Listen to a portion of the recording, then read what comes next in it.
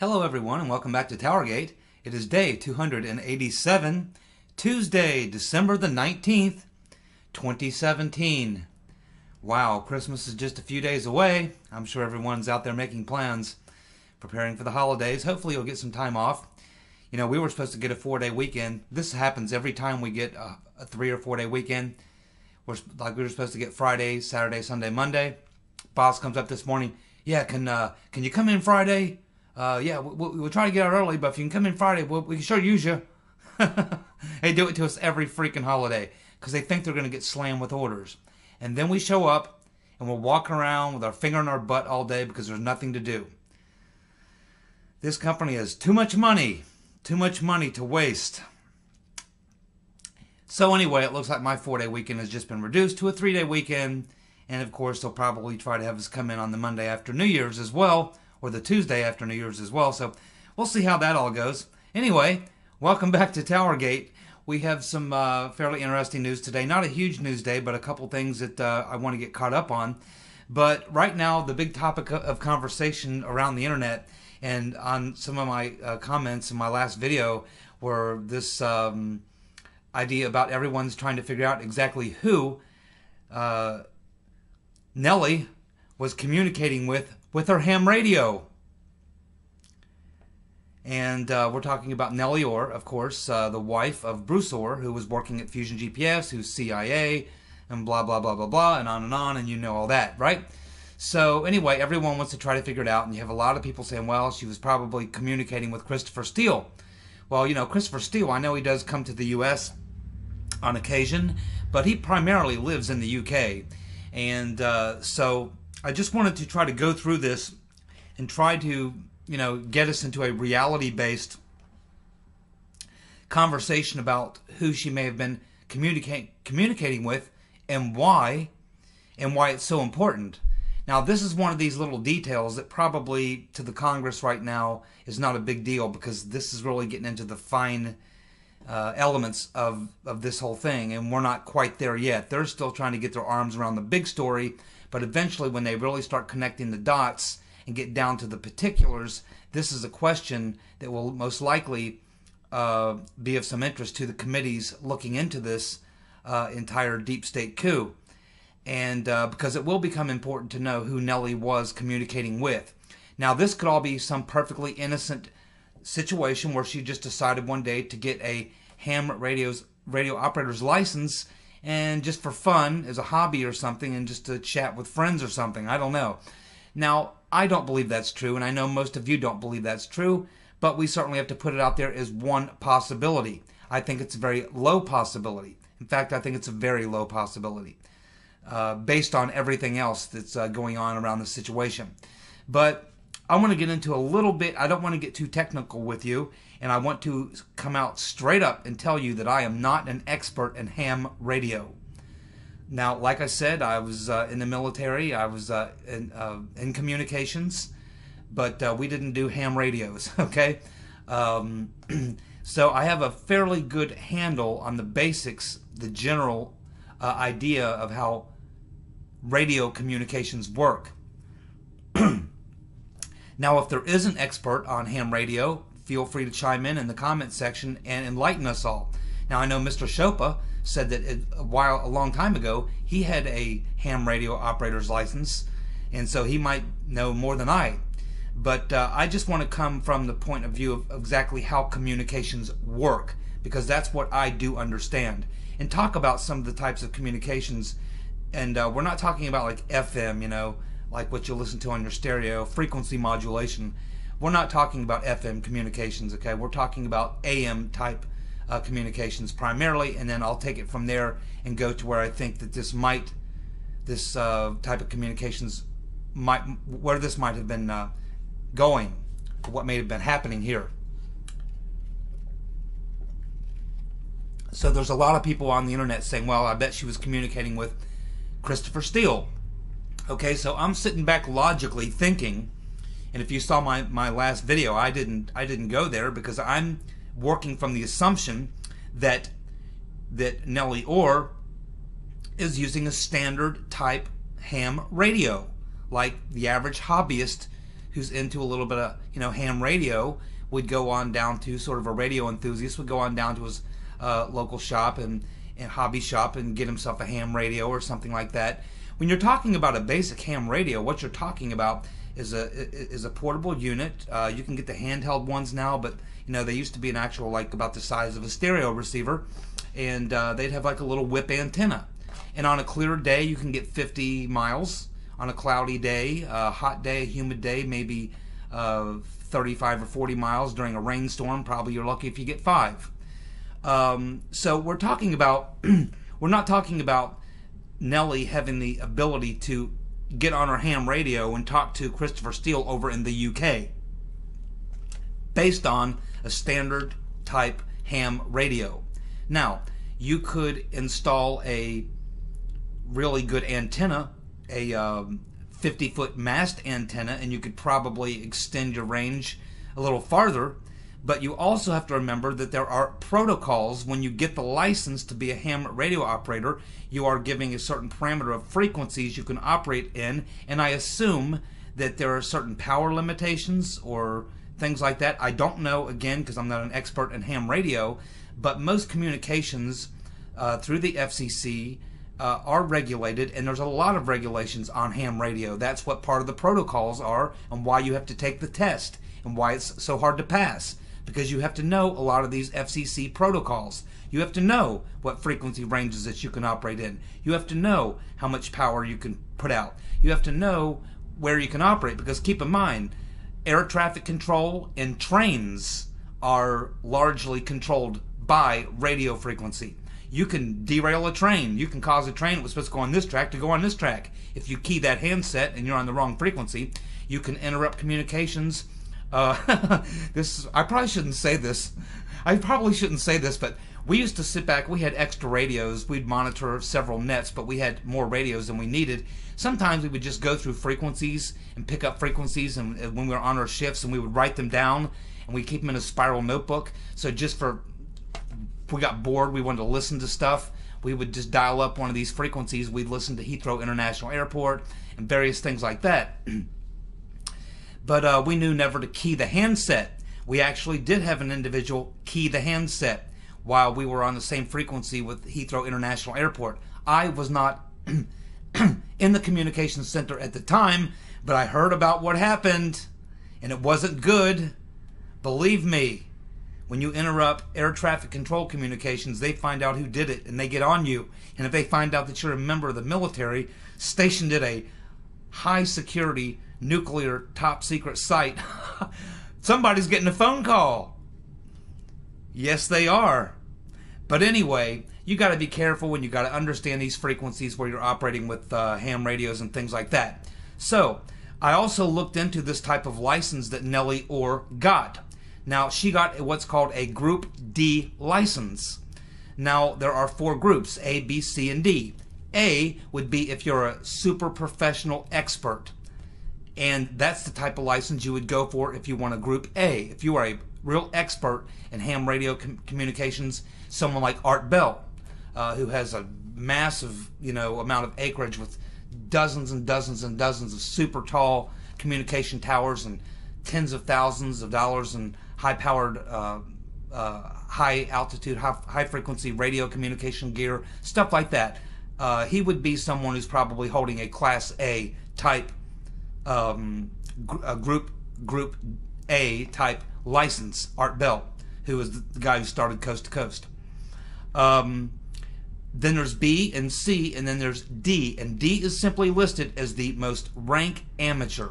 The lowest level license you would go for is a Group D. And that is what Nellie has. She has the lowest level license you can go for, a Group D license. Rank amateur. It tells us a lot. Now keep in mind, for those people saying she's communicating with Christopher Steele, I'm not saying that that was not possible. But let's just go from the point of view that she's working at Fusion GPS. She is CIA. We know that both the Simpson and his partner are closely connected to intelligence. let's just assume for this point that this is a bit of an intelligence operation, or certainly working with intelligence people. Certainly Nellie or the Simpsons or whoever, if they wanted some really secret classified communication type system, they could certainly get it through the CIA or someone else, especially because of what they were working on. But they didn't do that. They had Nellie go get this Group D. So this is just makes you curious. But as far as the range of what this allows Nellie to do with the Group D license, I don't know. I do know that when you got a ham radio license, you can now operate above 30 megahertz.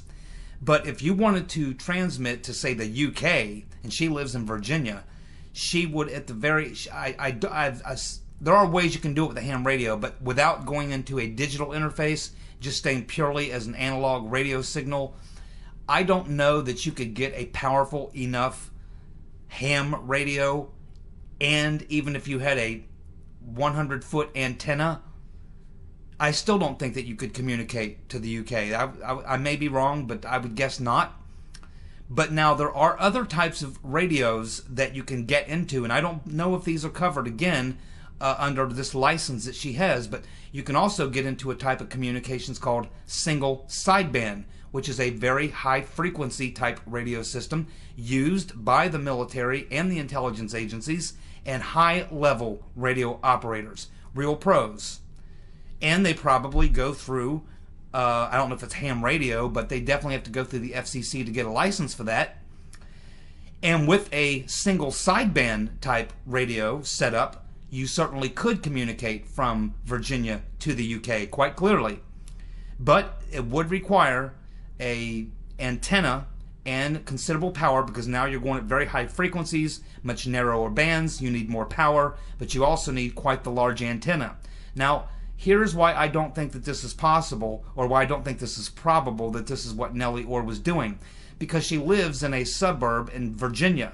And can you imagine someone living in a suburb in Virginia and having a 60 to 90 foot, maybe 100-foot antenna in their backyard for radio communications? That wouldn't be very keeping it quiet, let's say. That would be kind of advertising to the entire neighborhood that you've got something serious going on with some kind of communications when you have a 90 to 100-foot communications tower in your backyard. But that's probably what it would have required for Nellie Ohr to be communicating with Christopher Steele in the UK using a ham radio or even a single sideband, which is a very, very high-end type of AM-type communication. So I don't believe that that's what was going on. Either A, she was just communicating with someone locally. She was certainly close to the CIA, could have been communicating with them or someone else within 50 miles of her, but I don't think she was communicating with Christopher Steele with a ham radio directly like that without using a digital interface. And so let's get to that point now. What you can do is you can actually take a ham radio or any other type of AM communication, and you can go through a digital interface. You can go through, it's almost like a VoIP, voice over internet protocol type system. You also have many government and intelligence agencies use uplink services. These are encrypted and everything else. So it's very likely that if Nellie Ohr was communicating with Christopher Steele, that she was not doing it just by using the ham radio and broadcasting to him directly like that. She would have had to either erect a very large tower, go to a very sophisticated type single sideband type system, and she would have had to have a pretty powerful radio and of course the big tower in her backyard. I don't think that's possible. I think it's more than likely if she was communicating with Christopher Steele, she was using some sort of a digital interface to get a satellite link, uplink to communicate globally through a ham radio, which is entirely possible. The military does it, the intelligence agencies do it, high-end NASA does it, the space program does it. I mean, in fact, you can actually use a ham radio and you can uplink. You can do it on your computer as well. You can uplink. NASA has their own uplink site as well. So these things work a lot like a VoIP.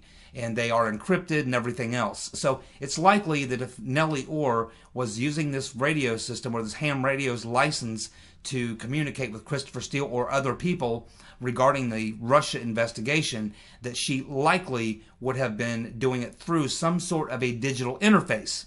Now, the downside to the digital interface is, even though it's encrypted and everything else, the NSA could certainly capture it, because now you're in a digital mode, and that now is going through the internet, essentially. And therefore, the NSA can look at it and probably listen to it, even if it is encrypted. But she wouldn't have to worry about any of that, because she would be working for them, okay? So she's not worried about whether or not they're listening to her conversations, because she's working for them. She's doing their work. They might be monitoring her anyway. So anyhow, just trying to put this all into perspective from a technical point of view, because there's a lot of people suggesting on the internet that she was sitting on her ham radio talking to Christopher Steele. And it wouldn't work like that at all. Either she had to have a very large tower, a much more powerful radio than just a simple ham radio, which I think is ridiculous, or she was using a digital interface, and that's the most likely if she was doing anything. Now, this is all very important. It's very important. And again, I don't think that she may be questioned about this if she does show up to be questioned. This is not probably something that anybody's going to ask her about. I don't know. But at some point, this is going to be important as to a couple of questions for Nellie Ohr, which would be, how long have you had an interest or fascination with ham radio? Or is that just a new hobby you picked up? Were you using it in any capacity at your work at GPS, at Fusion GPS, as you were working on the Trump-Russia stuff? Were you using that radio system that you have? And then, of course, I would ask her what sort of radio gear she has, if she purchased that, if she set it up, if someone set it up for her, who would that be? Could it have been someone in the intelligence community that set up her radio system for her? Could it be possible that it's not even at her home? Is it possible that radio is at Fusion GPS and that someone else may be using it? I mean, there's a lot of questions which will eventually become important, because it's eventually going to become important to know who Nellie Ohr was communicating with. How she was communicating with them may not yet be so important, but at some point it may be important as to how she was communicating. Because if she was trying to communicate going through a digital interface using a ham radio or some type of radio system, that would tell you that whatever communication she was having, she wanted it to be secure. Why? So these are the questions that will become important down the road. And it is important whether or not she was communicating with Christopher Steele or someone else. Remember those intermediaries. What if Nellie Ohr was one of the intermediaries? What if Andy McCabe is one of the intermediaries? What if Peter Ben Strokenus was one of Christopher Steele's intermediaries? We still don't know who those intermediaries were. I think David Kramer was one for sure. So anyhow, that's just my thoughts on this whole thing, because I'm seeing a lot of things on the internet that are, people making some very large leaps in logic that lack common understanding of how radio transmission signals work and things like that. You have to have a pretty big antenna. Even the radios we didn't have a lot of power, but we had gigantic 70-foot mast antennas, and we were up on a hill. If you're down in a valley, if you're in a valley that's 70 feet deep, you need at least a 75-foot antenna just to get above the surface. Because remember how, well, I won't go into it, it's too technical, but just the way radio signals work, you need a great big tower. That's the bottom line. Nellie would have needed a great big antenna, 70, 90, 100-foot antenna.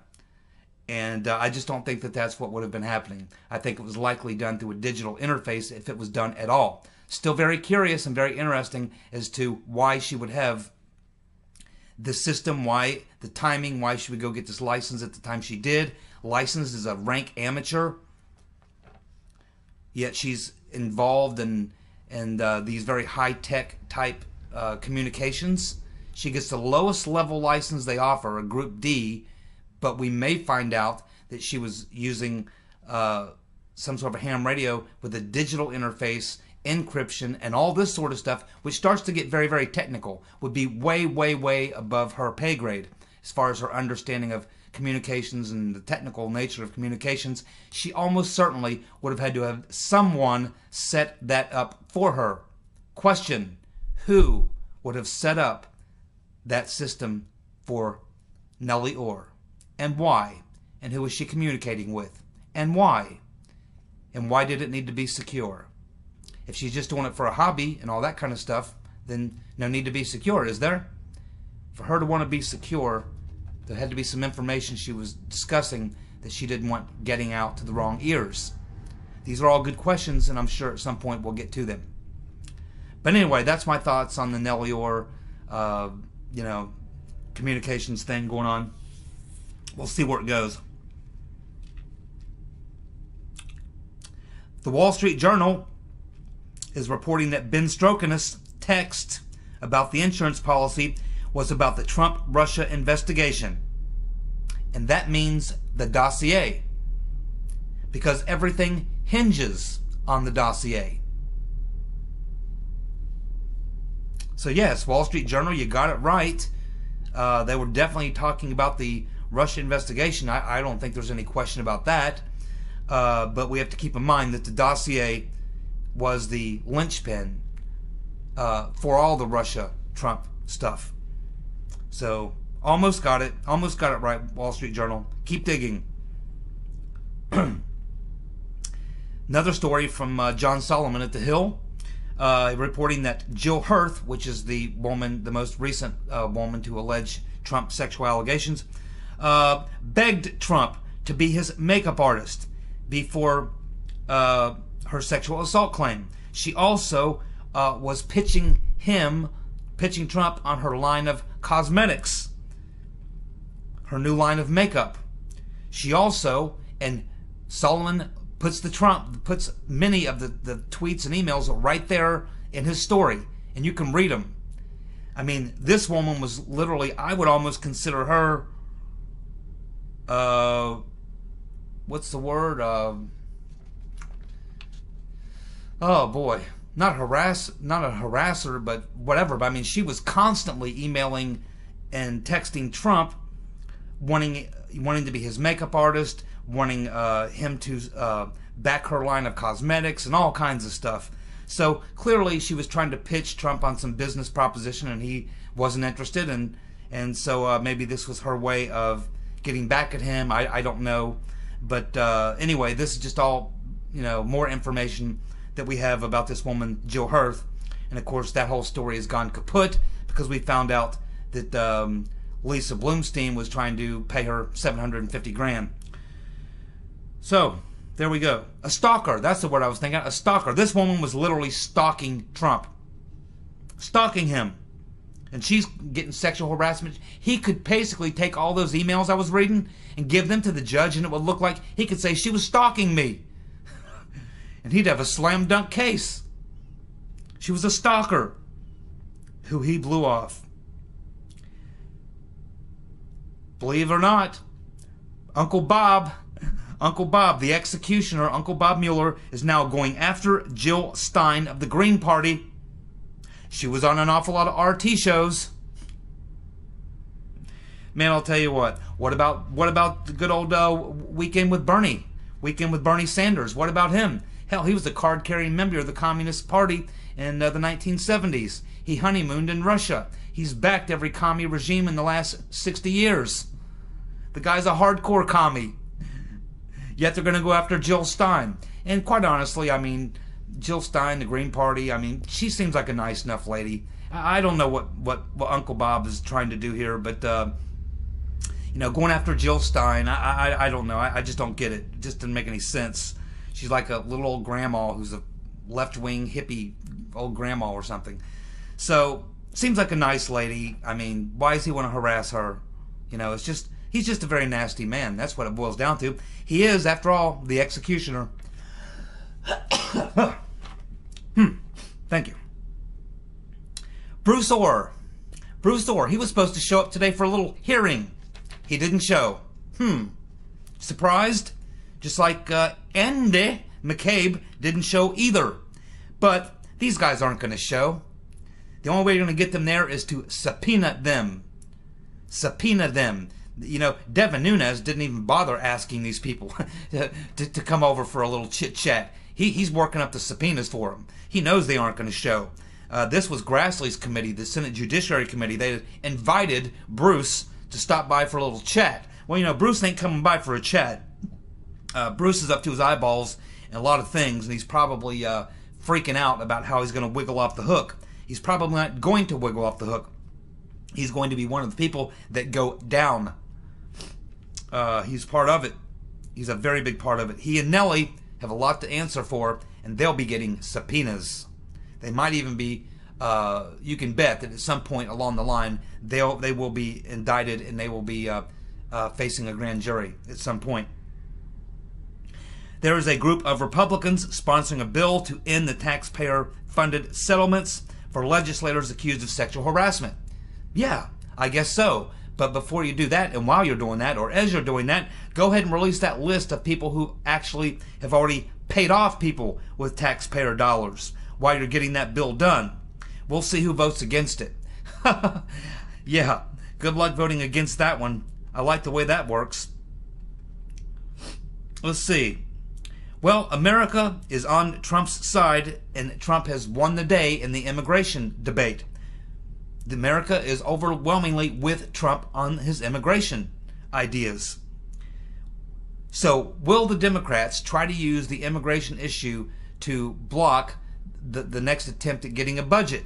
They're claiming if they don't get their DACA legislation, they're going to block the budget hearing. They're going the budget resolution they have to come up with in 2 weeks. They're going to block that and maybe force a government shutdown. If the Dems are stupid enough, if Pelosi and Schumer are stupid enough to try to do a government shutdown over the immigration issue, they will lose, and they will lose bad. And I don't think they will. I think they're bluffing. I think they know exactly where the country is on immigration, and I think to use the DACA bill to block the getting the year's budget done, I think would be a political disaster. And I don't think they'll do it. I think they're bluffing. I think Trump knows that. DACA will not be in that bill. I can assure you that. Now let's just see if Nancy and Chuck are stupid enough to try to use that to block the attempt at getting a budget done. Glenn Simpson is the weakest link. Keep the pressure on Glenn Simpson. He is the one who is most likely to crack. You know why? Because he's the guy with the least amount of money. He's got 7 lawsuits now. 7 lawsuits now that he's defending himself against. And GPS ain't picking up very many new clients right now. GPS Fusion is going to go bankrupt, and Glenn Simpson is going to run out of money. When he runs out of money, he can't defend himself anymore. That's when he'll crack, just like we saw with the good general. Exactly what happens when you run out of money and you're stressed out and you have nothing left to give, nothing left to sell or anything else. You crumble, you collapse, and you cooperate. Glenn Simpson, keep the pressure on Glenn Simpson. He's the weakest link. Yes, we have a local teacher here in the community where I live. She has been charged with having sex with a 14-year-old student or something. She appeared in court today, and she's pleading insanity. We're also learning from Luke Rosiak. He testified in front of the Senate Judiciary Committee, and in that committee hearing, he told Louis Gohmert that from his reporting and journalistic study, he has found that the Ohr brothers were tipped off, and that's why they were trying to flee the country, and that's why they moved that $300,000 over to Pakistan. Someone tipped off the Ohrs. That's going to come out as well. Thank you so much for tuning in to today's TowerGate. I'll be back tomorrow, and we'll keep it going, find out what shoe drops next. See ya.